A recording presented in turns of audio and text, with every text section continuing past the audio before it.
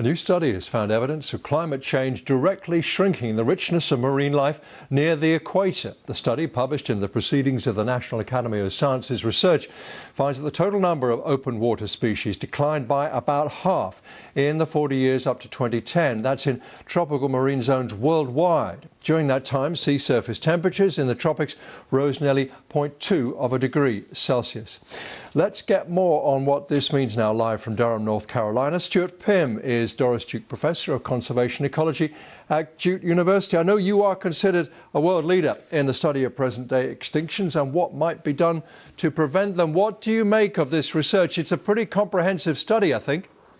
I think so too. You know, we've known for a long time that species on land are changing because of global heating. There are butterflies in my native Derbyshire that are now quite common, and I wouldn't have seen them when I was a teenager there. So we know on land things are changing. I think what this study does is very comprehensively show that species distributions are changing in the oceans too.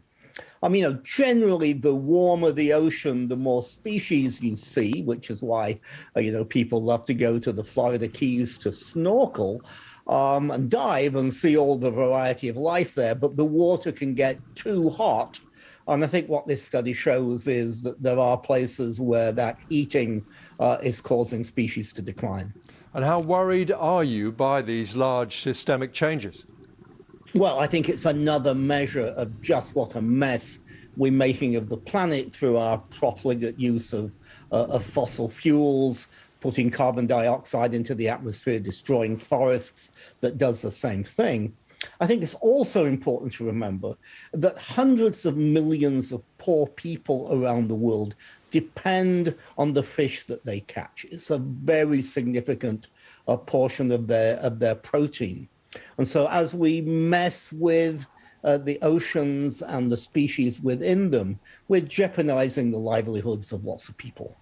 So the real impacts on the creatures themselves, obviously, on the habitat and on human beings. Do you see a practical chance of stopping this or at least limiting it?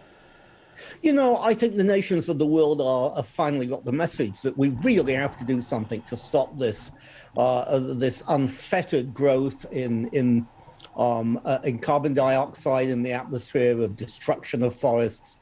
There's a lot of things that we have to do and we must do, or else we are increasingly going to do more damage across the world's ecosystems, both on land and, in this case, in the ocean.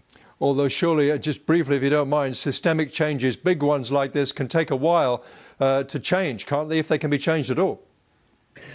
I think it's going to take a long time to make those changes, but now's the time to start.